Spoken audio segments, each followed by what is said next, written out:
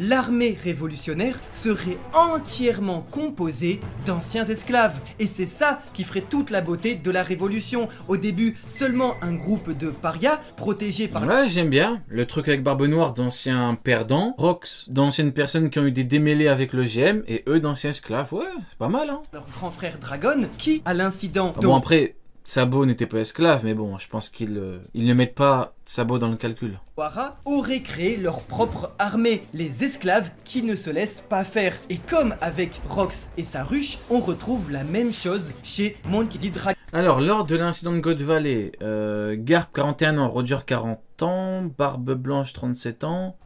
Je vous disais plus tôt qu'il y avait des individus de tous les horizons dans la famille des Dee. Garp, Luffy, Barbe Noire, Dragon, Shebeck, Roger, tous sont différents. Luffy va se rapprocher de Roger, Barbe Noire va se rapprocher de Shebeck, et Dragon, lui, aura sa propre vision de la liberté. Et c'est pourquoi le gouvernement mondial sera l'antagoniste final de l'œuvre, parce que... Eh oui, finito les amiraux, vous êtes finito, Kizaru.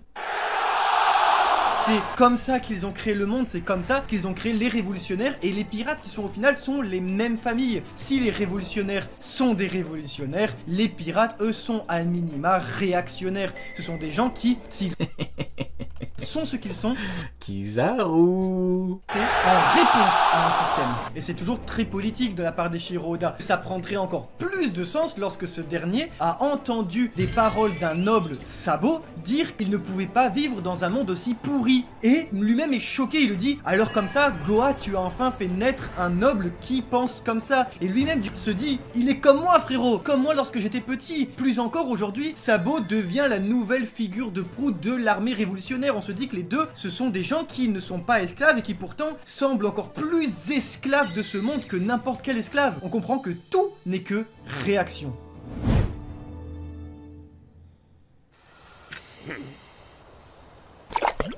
T'as rien compris, Rio? Sabo était esclave de la société hiérarchique dans le parallèle plastique avec Barbe.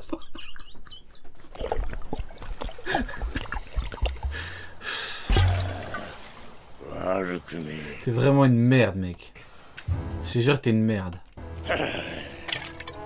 Si vous en êtes arrivé ici, félicitations, c'est parce que je pense que vous êtes en manque. Quelque chose vous manque, et c'est parce que on a... Quelque chose nous manque. Non, Kizaru s'est fait one shot, Kizaru s'est fait no diff, Kizaru s'est fait negative diff, comme on dit. Non. Il y a quelque chose qui vous manque ou? Non, moi j'ai passé une très bonne journée, un très bon week-end. Rien, non, tout va bien. J'ai bien mangé que le chapitre. Non, tout va bien. On n'a toujours pas parlé d'un certain croissant. Ah oui, c'est vrai que ça manquait de Garling. C'est vrai.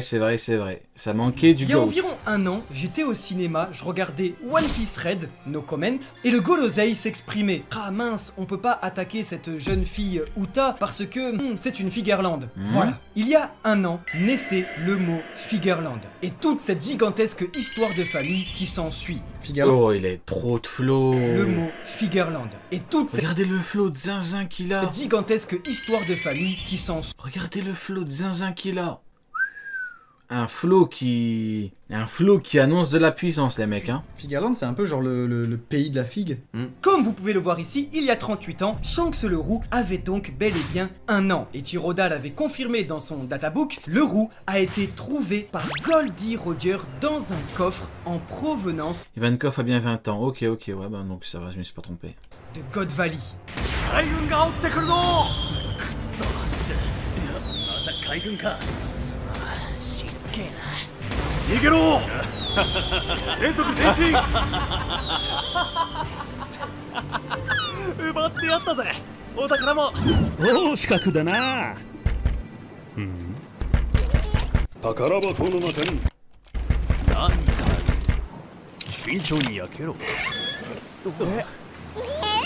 Ça c'est ce que le Tenrobito entendait quand le père de Kuma faisait du bruit. Il faisait du bruit comme ça, ce gros golemon. Vous voyez comment c'est chiant? Vous voyez? Après vous vous demandez pourquoi le Tenrobito l'a fumé pro le dit la ferme. Vous voyez comment c'est gênant? Regardez. T'imagines t'es en train de faire une sieste et t'entends ça. Ah non. Faut assumer, frérot, hein. T'es là, tu danses, doum doum doum, bon bah pan pan pan, c'est ce que je te disais.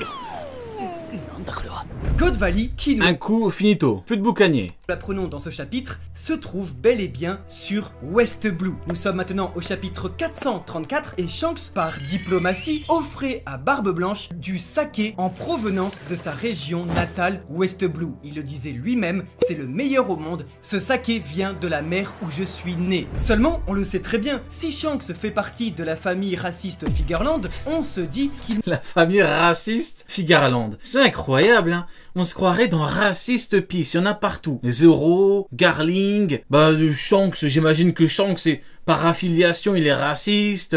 Bon bah j'imagine que Kuma est devenu raciste à cause de ce qui s'est passé avec son père qui faisait du boucan. On comprend plus rien. Il y en a partout. à venir de God Valley, ce serait donc ce que lui a raconté Goldie Roger. Et c'est ce qui fait, je trouve, toute la beauté de One Piece. Encore une fois, Mais le pire c'est que les gens quand tu leur demandes pourquoi Garling est raciste, ils peuvent pas te répondre. Parce qu'il n'y a pas... Vous savez c'est quoi? C'est ce qu'on appelle un délit de faciès. J'ai pas envie de faire l'avocat du diable, mais c'est typiquement ce que... On pourrait assimiler ça du délit de faciès. Le mec, il est raciste. Pourquoi? Pour sa tête. C'est extrêmement grave. dans One Piece, le lien de sang, le lien de famille n'importe peu. On l'a vu avec la fratrie du Mont Corvo, on l'a vu avec les pirates de Barbe Blanche. Ce n'est pas le sang qui fait la famille, c'est bien Le soleil. c'est, dirons-nous, l'alcool, c'est la camaraderie, c'est le serment qui fait la famille. Et Shanks est plus le fils de Goldie Roger qu'il ne sera jamais celui de Garling Figarland. Mais en même temps, quand tu enlèves son fils, le frérot, il a même pas pu l'élever. Et c'est un magnifique message d'Eiichiro Oda concernant l'éducation. Parce que, on le sait très bien, voici la plastique de Garling lorsqu'il était jeune. Et c'est le portrait craché de Shanks le roux. Enlevez-lui cette coupe, mettez-lui des cheveux ébouriffés. Ah, c'est ce qu'il nous disait, Uken. C'est ce que Uken nous disait. Non, mais le problème de Garling, c'est qu'en fait, tu lui mets n'importe quelle coupe de cheveux, tu vas dire que c'est lui, en fait, il ressemble à tout le monde. Tu lui mets les cheveux de Sanji, c'est Sanji. Tu lui mets les cheveux de Zoro, c'est Zoro. Tu lui mets n'importe...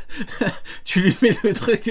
Tu lui mets le crâne chauve de Nasajuro, c'est Nasajuro. Donc en fait le problème c'est qu'il ressemble à tout le monde. Donc non, moi je vois pas la ressemblance. Après peut-être que c'est que moi, mais moi je vois pas la ressemblance. Et une petite barbe de quelques jours, et bam, vous avez l'homme le plus sexy de... Ils ont changé sa coupe de cheveux. Ah, je suis mort. Ils ont changé sa coupe de cheveux, ils ont mis une barbe. Grand line, vous avez Shanks le roux. C'est pas Quelques Shanks. jours, et bam, vous avez l'homme le plus sexy. Là c'est Shanks le pouce. Là c'est Shanks la punaise de lit là. Là c'est pas Shanks le roux. Ah non, ah je suis désolé là. C'est peut-être Shanks le pou, Shanks le perdu, Shanks le lourd, mais c'est pas Shanks le roux. Hein. Non, je suis désolé. Hein. De Grand line, vous avez Shanks le Ah, c'est poil roux peut-être. Hein. ou s'il avait été élevé par la mer, par la piraterie. Et inversement, enlevez-lui cette petite barbe, enlevez-lui ses cheveux ébouriffés, Attention à ce que tu vas dire. Là c'est Franck le pou. rasez-le de près, Oui. et voici Oui. Shanks, Oui. dragon céleste. Super cool. Et comme on le disait avec Sabo, qui au final est la nouvelle figure de proue de la révolution alors qu'il est noble, chez Shanks, on a la nouvelle figure de proue de la piraterie alors qu'il est noble. Le tout grâce à quoi? Grâce à l'éducation. Et parce que quand il y en a plus, il y en a encore. Chapitre 434, écoutez-moi, ça peut devenir très très sombre. Toujours sur le pont du Moby Dick, lors de cette même rencontre, Barbe Blanche regardez un petit peu le visage de Shanks. Ton visage me gêne, il me rappelle les cicatrices que m'ont fait l'autre enfoiré. Je parle pas de son comportement, je parle pas de ses tongs, mais je parle bien de son visage. Son visage lui rappelle un autre visage. Alors oui, peut-être ici, alerte au retcon, parce que si dans les databooks on nous dit bien que c'est potentiellement Roger, parce qu'à l'époque déjà, imaginez que Barbe Blanche et Roger ils se fritaient, tout ça, c'était déjà, ça tenait de la théorie sur le miracle. Par contre là maintenant on se dit, bon bah est-ce que maintenant c'est pas gravé dans le marbre? Est-ce que ça peut pas être à la fois Roger comme ça peut pas être Garling Figarland, et qu'on ne saura vraiment jamais parce que les deux fonctionnent très bien. C'est Garling, vous allez m'entendre, hein. C'est vraiment Garling qui a autant fait mal à Barbe Blanche. Prime. Ah les mecs, va falloir faire ouvrir un vrai dossier sur Garling, hein, et ouvrir un vrai dossier sur les amiraux. Hein. Parce que les amiraux qui se font chier dessus par des Yonko en one shot, Si vraiment Garling a pu taper Barbe Blanche Prime, vous allez m'entendre les mecs.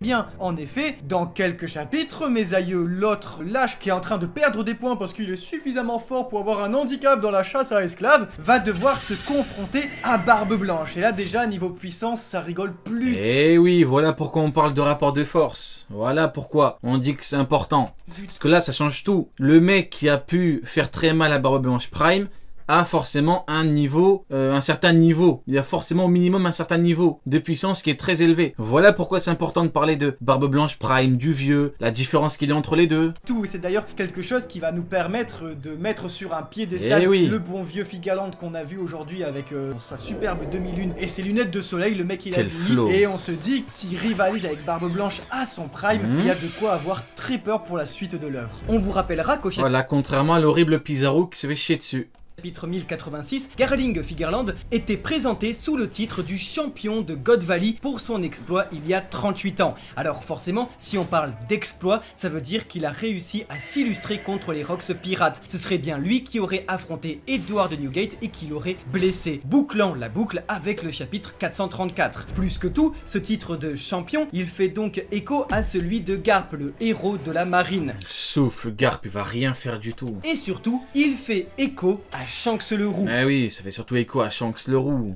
Garp, malheureusement, je peux pas avoir de grandes attentes vis-à-vis de God Valley, parce que j'ai vu Garp vieux, non malade, qui s'entraînait toute sa vie. Je sais à quoi m'attendre. Donc Garp, God Valley, je sais qu'il peut pas chier sur n'importe qui. Tu vois ce que je veux dire? Garp Prime ne peut pas chier sur les persos les plus forts. Peut-être que c'est dommage, peut-être que vous trouvez ça dommage, peut-être que pour vous, ça aurait été plus intéressant. Alors peut-être, je dis pas que vous avez tort, peut-être, mais malheureusement, au vu de ce qu'a fait Garp vieux, non malade, qui s'entraînait toute sa vie, bah le Garp vieux n'est pas très loin du Garp Prime. Parce que contrairement à Rayleigh, il s'entraînait toute sa vie. Donc il est pas loin du Garp Prime. En effet, on peut l'apercevoir dans ce chapitre, Garling, qui tue de sang-froid un innocent, a avec lui des groupies dragons célestes qui sont là et qui disent « Tu es magnifique mon homme !» Des trucs à ne pas voir dans la vie, hein, vraiment. Je m'en serais passé. Hein. « Que tu es beau, que tu es fort !» Alors que...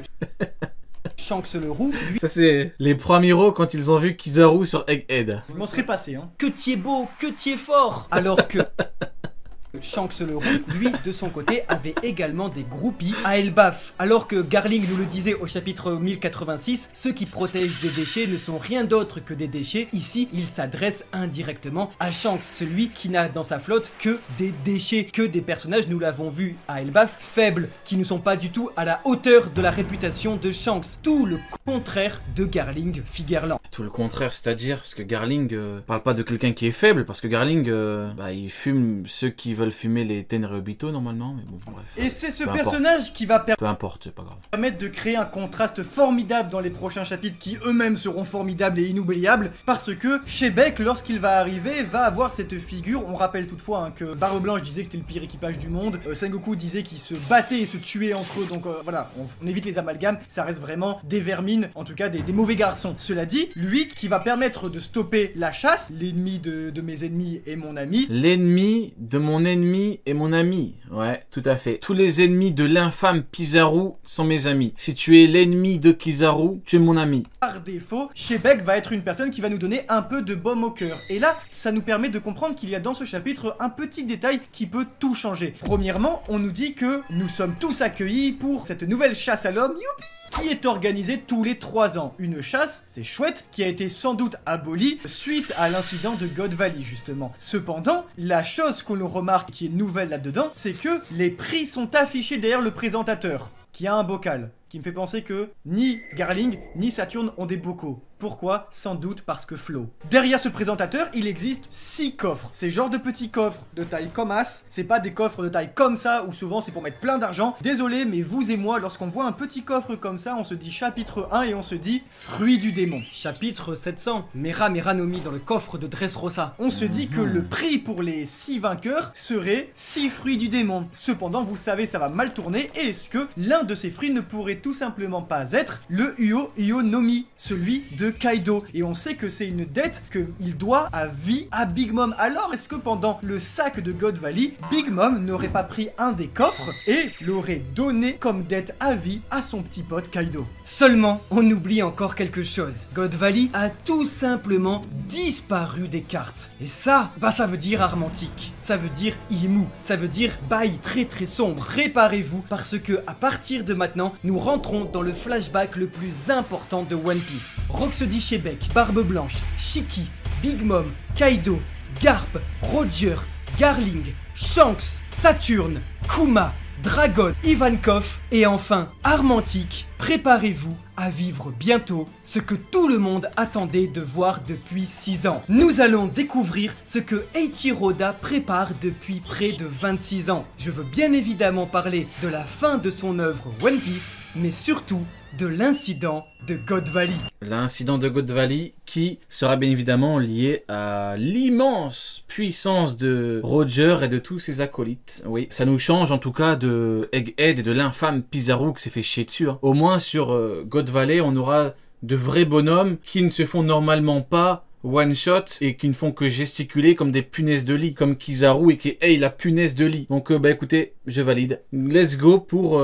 God Valley. Écoutez, de toute façon, prochain chapitre, je serai là pour React, comme d'habitude. Puis on verra du Garling, on verra du Roger, on verra du Xebec, on verra du tout ce qu'il a dit. Voilà.